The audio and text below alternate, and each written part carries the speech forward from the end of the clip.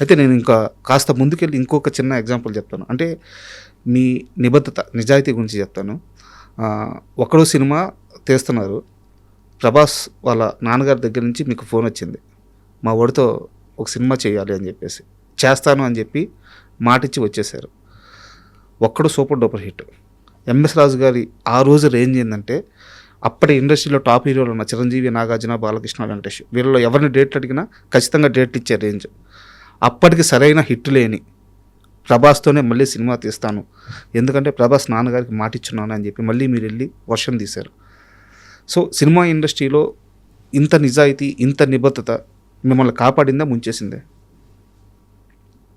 కాపాడిందో ముంచిందో తర్వాత అవన్నీ నాకు ఐడియా లేదు, కానీ బట్ ఇలా ఉండడమే ఇష్టం. అది నన్ను కాపాడిందా కాపాడలేదా లేదు పక్కన పెట్టండి, నేను ఇలాగ ఉండడమే నాకు ఇష్టం. మాట మీద ఉండడమే నాకు ఇష్టం. ఆ రోజు మీరు వర్షం నేను మళ్ళీ తీస్తున్నాను అనగానే ప్రభాస్ గారి ఫాదర్ రియాక్షన్ ఒకసారి చెప్పండి మాకు. ఫాదర్ రియాక్షన్, ఈ వాజ్ హ్యాపీ. ఆయన చూడని లైఫ్ ఏముందండి, ఆయన ఎన్నో ఫిల్మ్స్ చేశారు. అవునవును, గోపికృష్ణ బ్యానర్ మీద ఎన్నో ఫిల్మ్స్ చేశారు, ఎన్నో చూస్తుంటారు. అక్కడికి వచ్చేటట్టు వాళ్ళ అబ్బాయి లైఫ్ కరెక్ట్, అది క్వశ్చన్. అవును, కానీ ఇందులో ఏంటంటే పాపం ప్రభాస్కి ఈ వాజ్ టూ యంగ్. నేను ఎంత ఎంతూసియాస్టిక్గా నేను నా యంగ్ స్టేజ్లో నేను ఉండేవాడినో, తను కూడా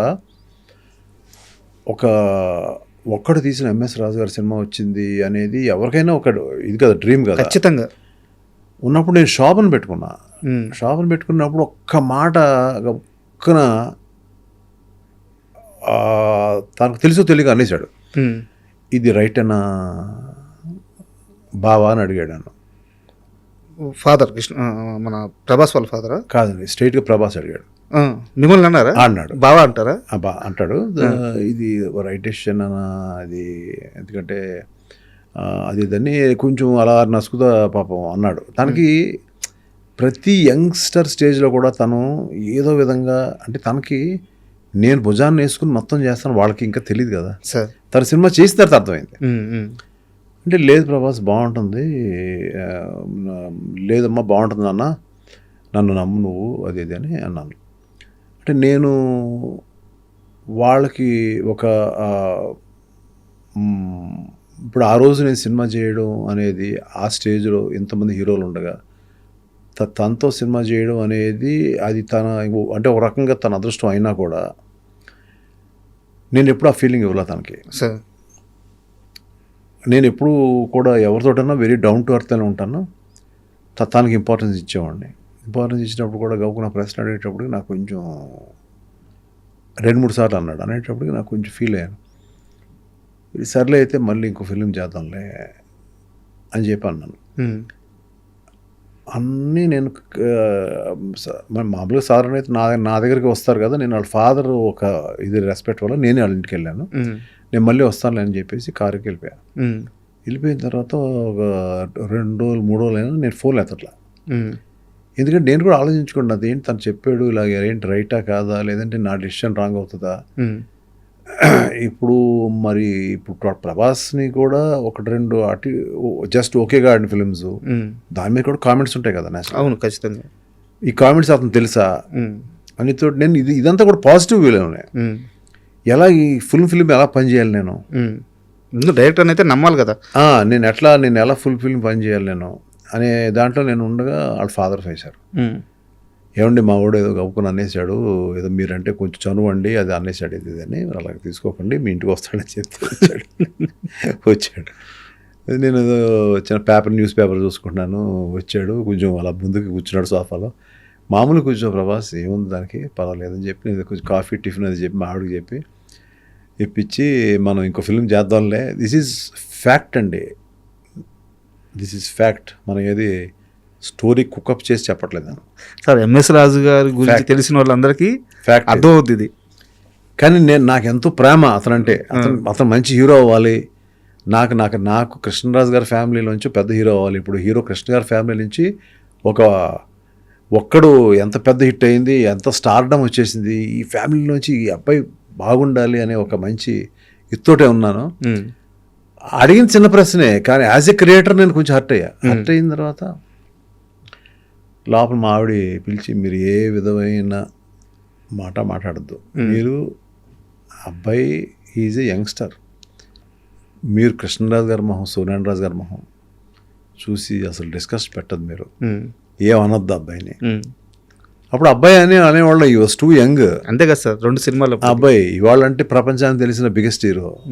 నాకు ఎప్పుడు ప్రభాసే మా అబ్బాయిలు అంటాడే అంతే అని చెప్పి తనే కాఫీ తీసుకొచ్చి ఇచ్చి టిఫిన్ తింటావు అది ఇది అని అడిగి అదేం ఉండదులే ఆయన చేస్తాడులే నువ్వు ఊరికే అలాంటి అలకలు ఉంటాయిలే ఈయనకి అని చెప్పంటే గౌకులు వచ్చి నా వైఫ్ని పట్టుకుని అక్క చాలా థ్యాంక్స్ అన్నాడు.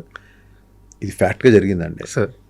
This is the first time I'm opening up. I think ఇప్పుడు ఎవరికి చెప్పలేమాట. ఆ రోజు వచ్చిన అండర్స్టాండింగ్ మా ఇద్దరికి అలా కంటిన్యూ అయిపోయింది. మనం ఏం చెప్తే దూకేస్తాడు, పరిగెత్తేస్తాడు, ఈ డ్యాన్స్ చేసేయి. నన్ను పూర్తిగా నమ్మేశాడు. వచ్చిన తర్వాత నేను చేస్తున్నప్పుడు అప్పుడు అర్థమైంది హీఈస్ హాఫ్ డైరెక్టర్ అని. మొత్తం మీరు చూసుకుంటారు కదా సార్ సినిమాకి సంబంధించిన అన్ని విషయాలు. స్టోరీ ఎలా చూసుకుంటాను, స్క్రీన్ ప్లే ఎలా చేసుకుంటాను, ఎలాంటి ఇది రాయించుకునేలా చేస్తాను డైలాగ్స్. అది గొప్ప పరుచూరి బ్రదర్స్ లాంటి వాళ్ళు ఉన్నా కూడా నేను ఎలా మోల్డ్ చేసుకుని వాళ్ళు అలా కాదు సార్, ఇలా కొంచెం యూత్ఫుల్గా రాయండి అంటే ఎలా రాస్తారు అన్ని కళ్ళతో చూశాడు. అది చూసి ఒక రోజు ఆల్మోస్ట్ సినిమా అయిపోయిన తర్వాత మీరు అవన్నీ పెట్టుకోకుండా మనసులో నాతో మళ్ళీ సినిమా చేయాలి. అప్పుడు మేము ఎంతో క్లోజ్ అయిపోయాం, బాగా క్లోజ్. ఒరే ఇది అన్నట్టు స్టేజ్కి వచ్చేసాను తనని. అట్లా ఇట్స్ లైక్ యూనో నాకు ఒక స్టార్ ఇవాళ అవుతాడని తెలుసు. నాకు నీకు ఖైదీరా ఈ సినిమా అని చెప్పారు. ముందే చెప్పేశారా? ముందే చెప్పేశాను. తర్వాత ఇంకా అతను తెలుసు కదా మీరు. ఇంకా అక్కడి నుంచి ఆ సినిమా రాజమౌళి గారు చూడడం, కృష్ణవంశీ లాంటి వాళ్ళు చూడడం. నేను షో వేసాను సార్. నన్ను అడిగితే ప్రభాస్ రాజమౌళి గారు చూస్తారంట. అది చూసి అతను పర్ఫార్మెన్స్ చూసి నెక్స్ట్ అతనికి వచ్చే ఫిల్మ్స్ అన్నీ మీకు తెలుసు. అవును, ఇంకా అలా ఇప్పుడు ఎవరు కడతారు పెళ్ళికి గంట అంటే ఫస్ట్ కట్టింది నేను. చాలా మంది ఛాన్స్ తీసుకున్నాను. అతని యొక్క హైట్ని నేను ఎలాగైతే చేసుకోవాలో యూజ్ చేసుకోవాలో అలా చేసుకున్నాను. అలాగే తను కొన్ని కూడా ఎపిసోడ్స్లో మొత్తం లాస్ట్లో తీసాం. ఇప్పుడు హీరోయిన్ని పట్టుకొస్తున్నాడు అతను, ఒక మ్యాచో మ్యాను వెళ్ళి హీరోయిన్ని 100 మందిని చంపేసి మొత్తం అంటించేసి లంకని ఎలా అయితే హనుమంతుడు అంటించేస్తాడో అలా మొత్తం అంటించేసి సీతను ఎలా పట్టుకొచ్చాడు అనేది కథ, రాముడు ఎలా పట్టుకొచ్చాడు అనేది కథ. దీన్ని ఇంత బ్లాస్టింగ్ వేలో చేస్తున్నాడు ఇలాగప్పుడు నాకు ఆ టైంలో మీరు ఇందాక అడిగిన శత్రువు గుర్తొచ్చిందా. అంటే that is the experience what I had with my director Kota Ramakrishna గారు. ఓపెనింగ్లో ఏదో కావాలి, ఏంటో ఓపెనింగ్, సరే ఓపెనింగ్ చేసాం, ఏదో చేసాం, థ్రిల్ చేసాం, ఓకే. కానీ ఇంకా నాకు 2 ఫిలిమ్స్ బాగానే రీజనబుల్గా బాగానే ఆడి, ఒకటి బాగానే ఆడింది ఈశ్వర్ అని, ఇంకోటి అంత బాగా ఆడలేదు. ఇతను హీరో అంటే ఎలా నమ్మేస్తారు జనం సార్? లేదు కదా. సో రష్ అంతా చూస్తున్నప్పుడు ఏదో ఒక లోటు ఉంటే అప్పుడు చెన్నైలో ఒక ల్యాండ్ మైన్స్ని పట్టుకుని పీటర్ మాస్టర్ని మళ్ళీ ఆపి రికార్డింగ్ ఆపి, హీరో అంటే ఇలా ఉండాలి, హీరో ఇక్కడ పనిచేస్తాడు మైన్స్లో అని పెట్టి పైకి ఎక్కించి తర్వాత యాడ్ అయింది లాస్ట్లో. That was the last sequence sir. అక్కడ యాడ్ చేసి నువ్వు రిస్క్ తీసుకోవాలమ్మా నువ్వు.